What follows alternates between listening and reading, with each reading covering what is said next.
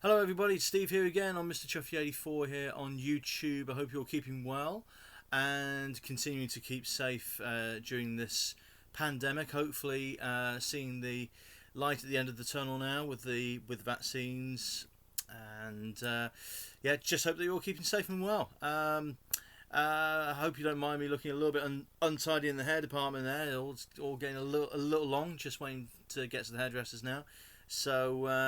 So forgive my hair for looking a little bit messy. But anyway, I'm back here today doing a movie review. It's the first for quite a while. A friend of mine was wondering if I'd be doing any more, and I said, yeah, sure. I've just been busy with doing other things, obviously with working from home, but also doing other bits and pieces for other people as well. So yeah, I'm back with my first movie review in a while, and this is a movie that I saw for the very first time just recently. And it's a Disney film, funnily enough. A Disney film that I've been wanting to see for a long time. But it's just one that I just kept putting on the back burner. It was a Disney that I just thought, yeah, I want to see it. But I'd like to see some other Disneys first. I prefer to see them first. But eventually, I got round to seeing, for the very first time, Disney's Fantasia from 1940. And a very unusual experience. Is Fantasia, because what Fantasia is basically, as a viewer, it's like being in a symphony concert, going to a symphony concert, because you have the orchestra, you see the compere, but it's like you're sitting in a symphony concert, but on the big screen. And it's, as I say, it's a very interesting film. Made in 1940, and the film came about due to a Mickey Mouse film that Walt Disney was going to do. It was just going to be a short film for Mickey Mouse, who by that time was declining in popularity. I can't remember when the first Mickey Mouse film, Steamboat Willie, was. I think was it late 1920s? I can't remember. So he'd been around for a while. Before Fantasia was made, but he was declining in popularity. So Walt Disney wants to do a telling of the story of the Sorcerer's Apprentice, but as a short film. And then it was decided by Walt later that he would then, instead of doing a short, was to put the Mickey Mouse Sorcerer's Apprentice animation into a feature-length film. And he came up with the idea of putting other pieces of animation, other sort of stories, to other pieces of classical music, because the Sorcerer's Apprentice accompanies the piece by Dukas, and so that's what he did, and he came up with this idea of doing like a symphony concert with the orchestra playing classical pieces of music to the Disney animation. And so they created a number of different sort of like short animations to accompany different pieces of classical music. So you had pieces like the Nutcracker Suite by Tchaikovsky, the Pastoral Symphony of Beethoven. You had one of the most daring sequences in what would become Fantasia is the whole sort of like the evolution sequence with the dinosaurs, back to Stravinsky's The Rite of Spring, which was a very controversial, very bold, very daring piece of music, which was only just a number of years old when Fantasia was made. So that was the idea, to bring them all together into a feature-length film, and that's what became Fantasia. So the opening of the movie, it's I didn't expect it to be like this. I have to say, I didn't expect it to be like a symphony concert, but on the big screen. So you see the opening of the film. You see the orchestra parading. Some of them you see some faces, and others are in silhouette, and they're tuning their instruments. And then you get the compere for the film, the Master of Ceremonies, a gentleman named Deems Taylor. Yeah, you're absolutely right. I hadn't heard of him either until I saw the film. Apparently he was a music critic and a composer himself. And he was chosen to be the Master of Ceremonies. And basically, again, just like in a normal sort of, or in some symphony concerts, he, as the Master of Ceremonies, will introduce each piece of music before it gets played, and just give a bit of background to the piece of music. And that's exactly what he does in this film. He doesn't say what we're going to see while the music is being played. He just talks about the music, which is okay. That's what normally happens in some concerts. That's fine. So as a viewer, it is interesting in a way, because you think, well, what are we going to see next? What are we actually going to see to the while the orchestra play the Nutcracker, or while they play the Pastoral Symphony, or while they play the Rite of Spring, or Night on Bald Mountain? There are several different classical pieces of music that are showcased in Fantasia, and it kicks off with the Toccata and Fugue in D minor, which is an organ piece, one of the greatest and most popular organ pieces written by Bach, and but it's in an orchestral arrangement, and that kicks off the film. So what they do is, before you get into the Disney animation proper, you have an animated sequence. You have a sequence which just focuses on the orchestra, which is really well done. The lighting and the visual ideas for that opening piece, just showcasing the orchestra, is fantastic, and I really enjoyed that. I thought it was a very, very imaginative piece of film. Really enjoyed that.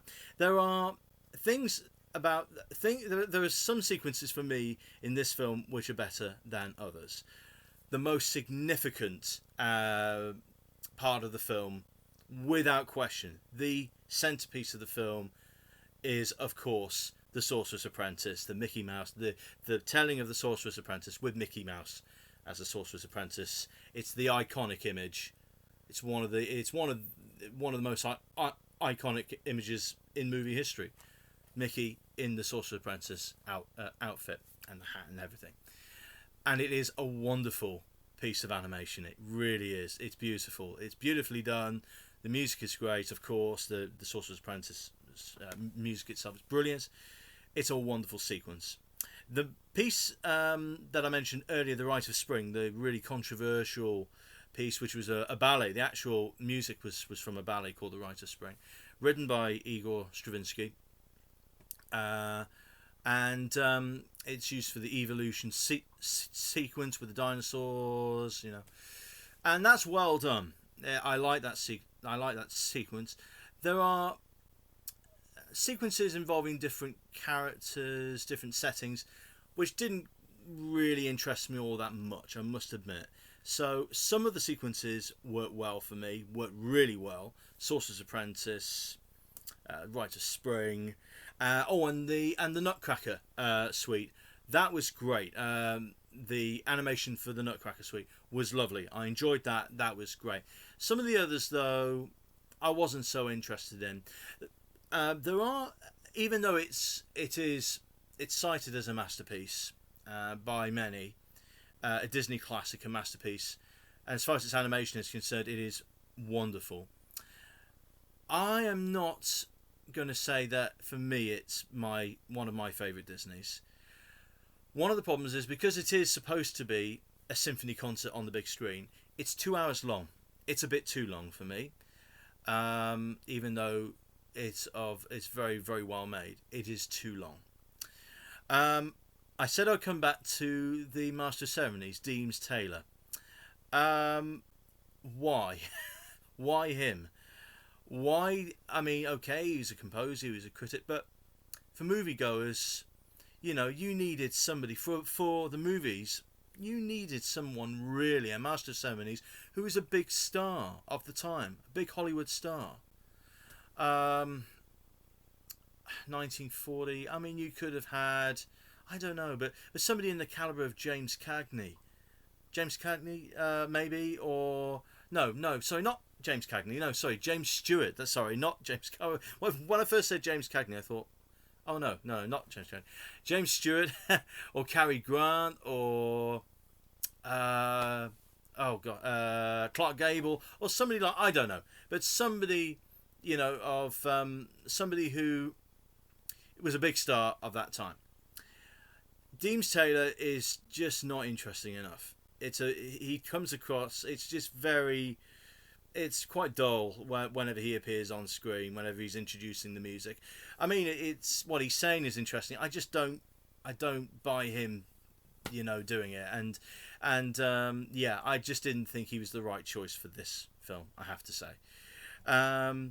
Another sequence that doesn't particularly work is after the intermission. There is an intermission on the DVD. You'll see a little bit of the intermission, because back in the day, we don't have breaks anymore in films, but back in the day, halfway through the film there would be an intermission so that people could go out, go to the loo, get some more popcorn, get some drinks, whatever. Then they come back, see the second half of the film.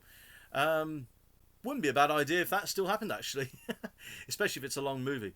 But back in the day, that's what they had. And after the intermission, the first thing that happens when everybody gets back, the orchestra comes back and Deems Taylor comes back.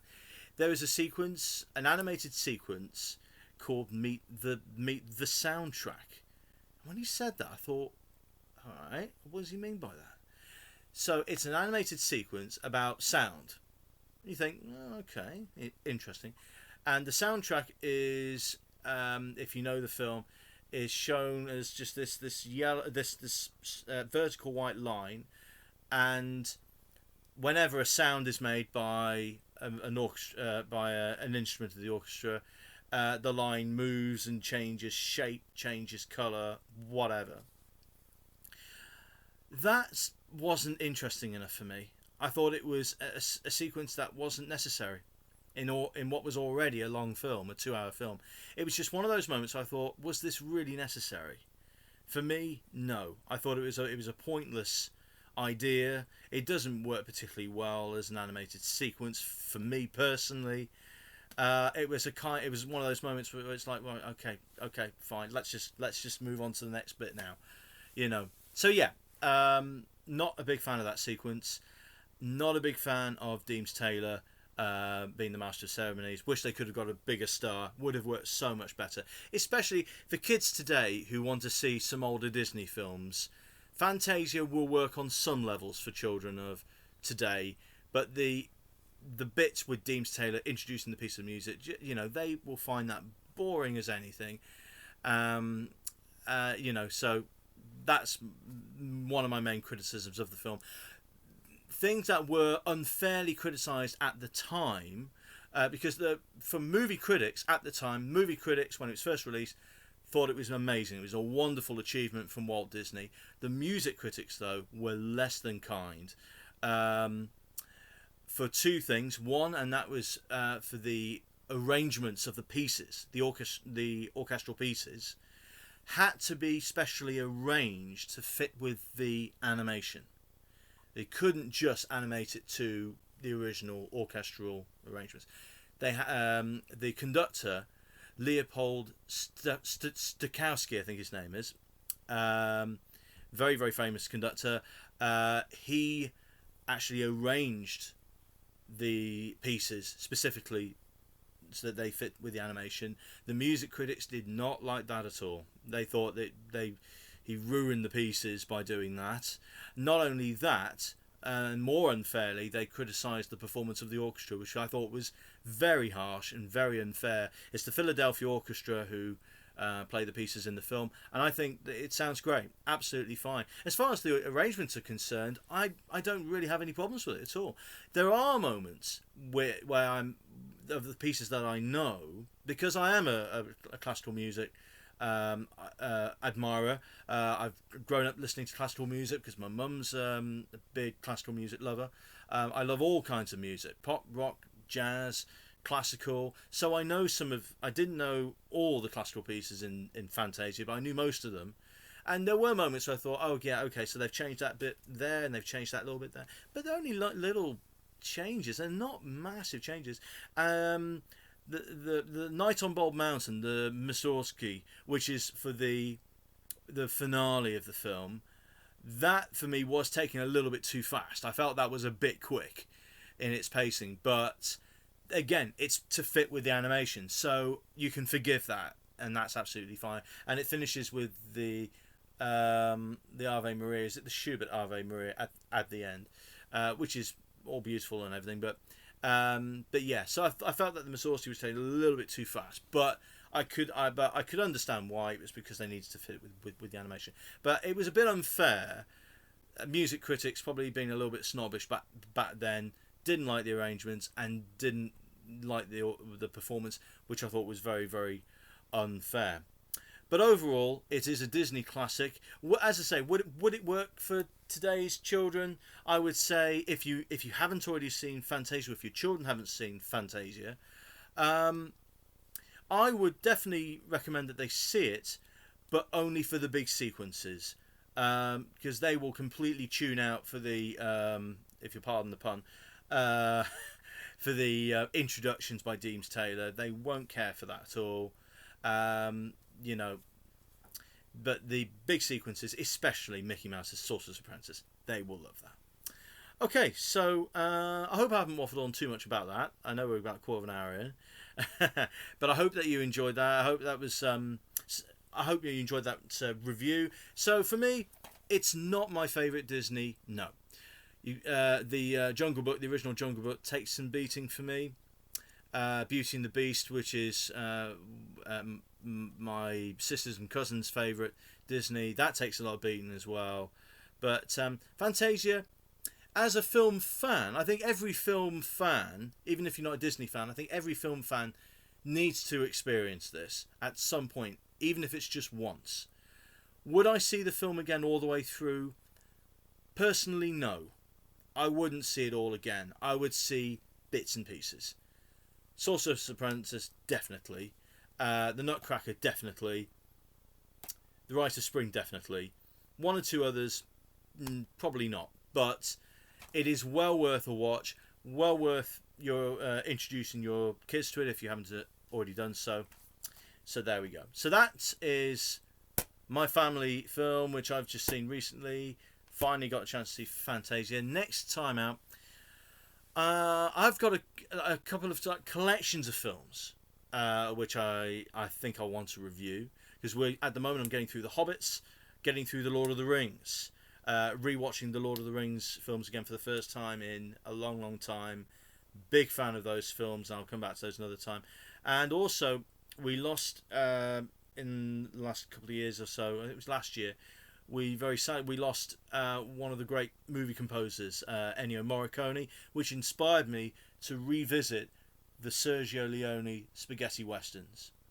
And so what do I think of them now? Because I saw them many, many years ago.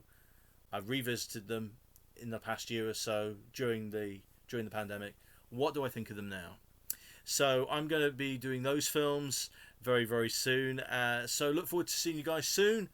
In the meantime, take it easy out there, and please just stay safe.